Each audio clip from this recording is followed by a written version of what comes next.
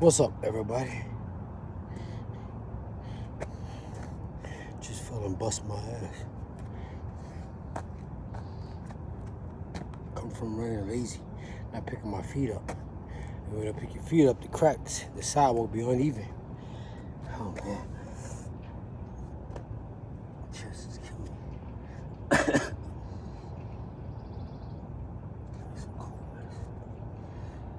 Oh man, look at this shit.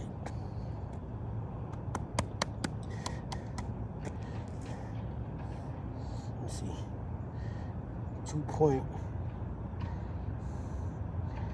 2.57, 2 miles and 57 something, I don't know.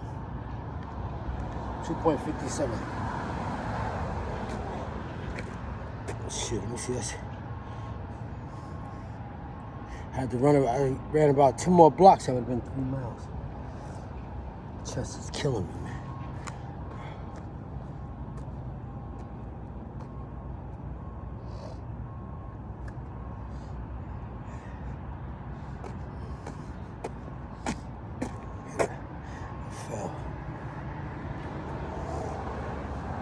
Chest is killing me.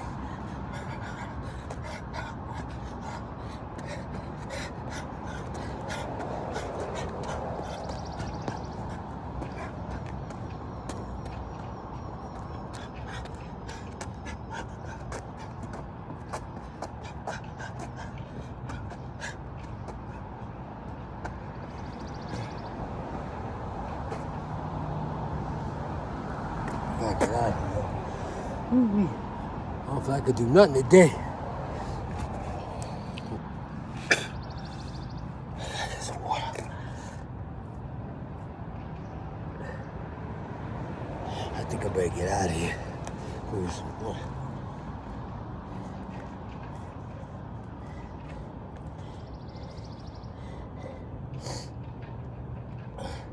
God was arguing with me today.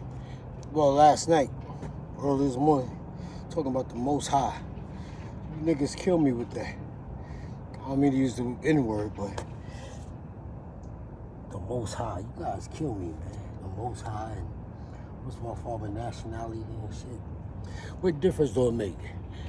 You got a different nationality, but you're in the same condition I'm in. So what difference do it make? Like I said, when the cops pull you over, they don't ask you what's your nationality. They don't ask you if you're a Hebrew Israelite. They don't ask you if you're a Moor. They just say let me see your driver's license. That's what they say. Your driver's license and your registration. They don't ask you what's your fucking nationality. What's your you guys, every 10 years, black people come up with some new shit. We ain't black, we Negroes. We ain't Negroes, we African Americans. We ain't African Americans, we Hebrew Israelites. We ain't Hebrew Israelites, we Moors. Every 10 years, we changing shit. We moving the goalposts. That's done by a higher power. And when I say a higher power, I don't mean some spook spirit higher power. I mean somebody with the power of the pen to change shit. Black people don't make no laws. Mr. Charlie make the laws. And they got think tanks that socially engineer black people into doing dumb shit. When black people was picking slaves, when black people was picking cotton, we was picking cotton because we was black.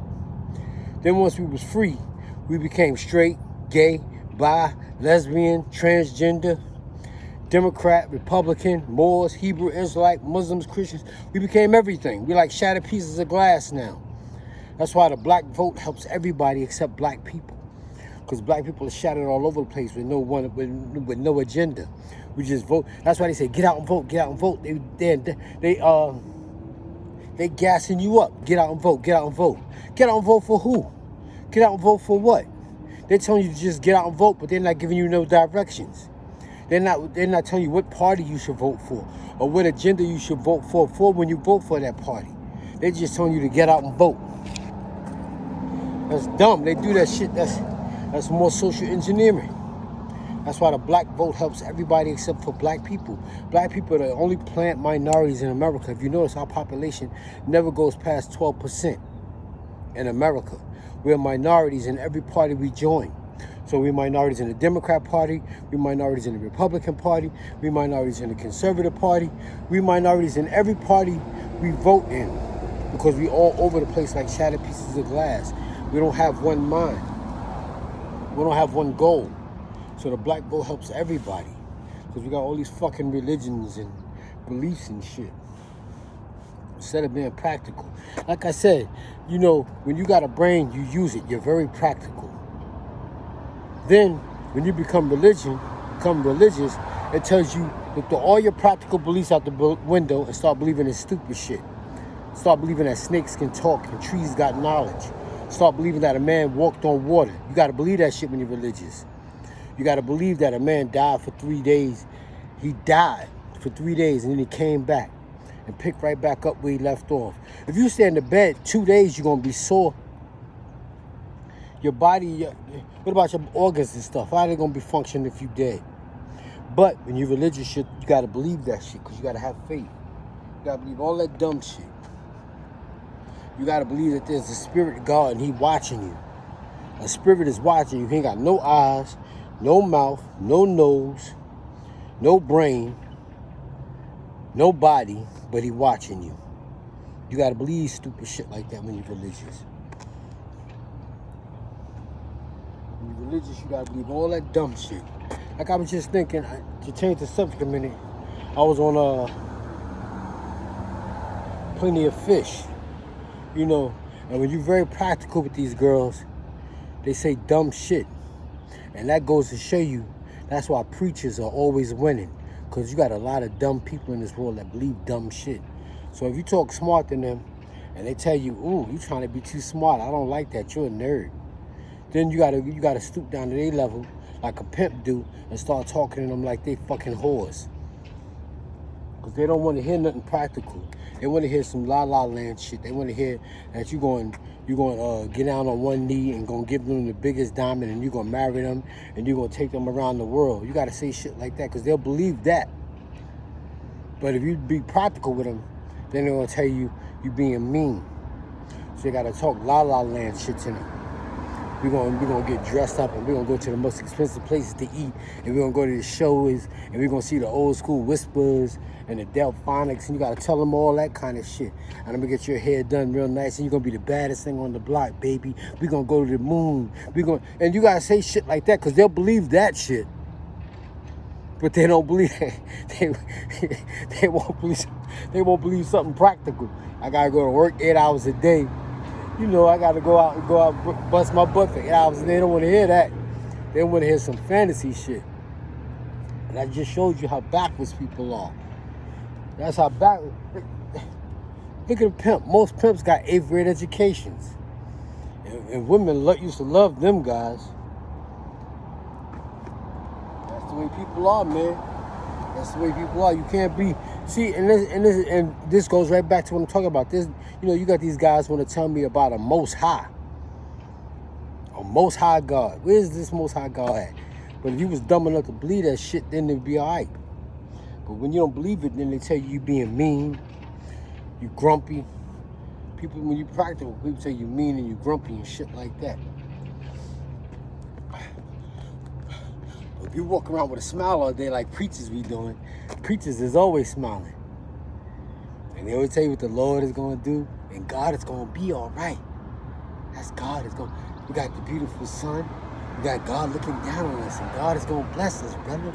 God is going to bless you, brother, because I love you, brother.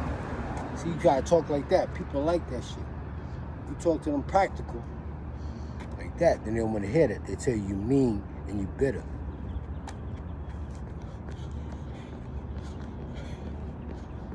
You know what I'm saying? Oh, my chest ain't hurting no more. Oh, there we go.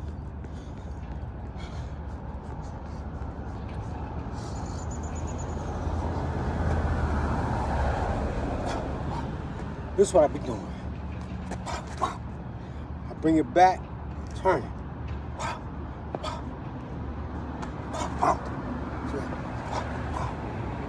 Boom.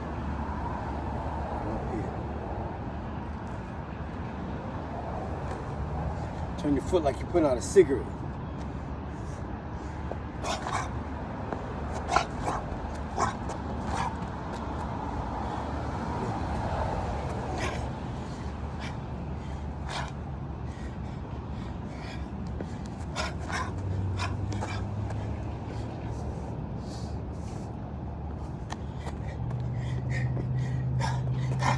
People say I be fighting the air.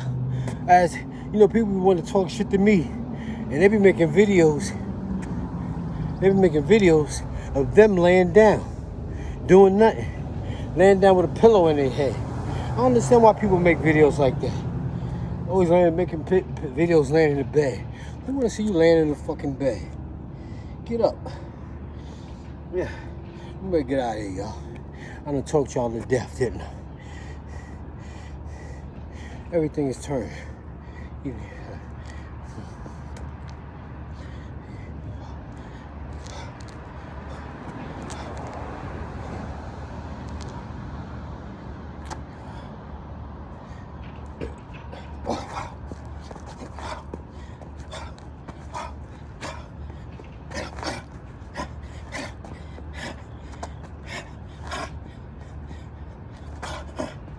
I was watching Bernard Hopkins and Roy Jones, man, that was fun.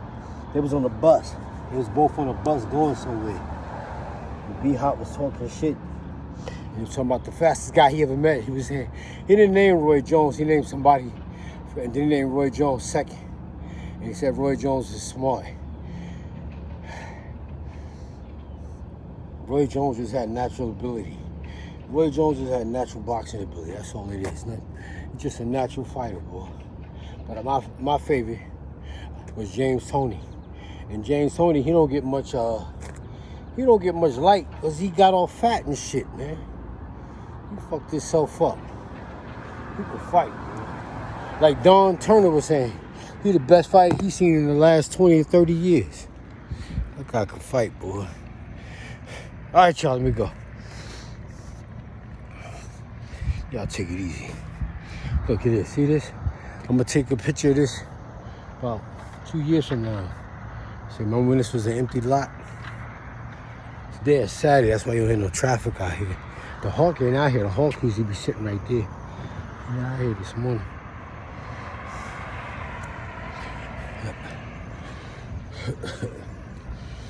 All right, y'all. You can't get no peace and quiet like this in New York City, boy. I was talking about a car in New York City. You got a car in New York, it's the worst. I got a parking ticket down here. The parking ticket was $5. Took the parking ticket in to go pay it. And they told me just don't let it happen again because that was the first ticket I ever got down here. Got stopped by a cop. He gave me a ticket. No, he gave me a warning. I was speeding one day. New York, boy. Them guys want their money for every. You know how much a ticket costs in New York City? Parking ticket in New York City is $80, I think. $80 or $120, something like that. That's 12 books. That's 12 books, man. You get a ticket in New York City, boy. You get a parking ticket. I remember I got a parking ticket by the fire hydrant. That was $80, and that was back in 19. That was like in 2003. New York City, boy. You got a car. Somebody is always sitting on your car. They're stealing electricity. Somebody's sitting on your car, and they get mad when you tell them not to sit on it. They scratch your shit up. The potholes fuck it up. I had a pothole in New York City one day. The next day I drove to DC, and as soon as I got to DC and pulled into a parking like that, the axle broke.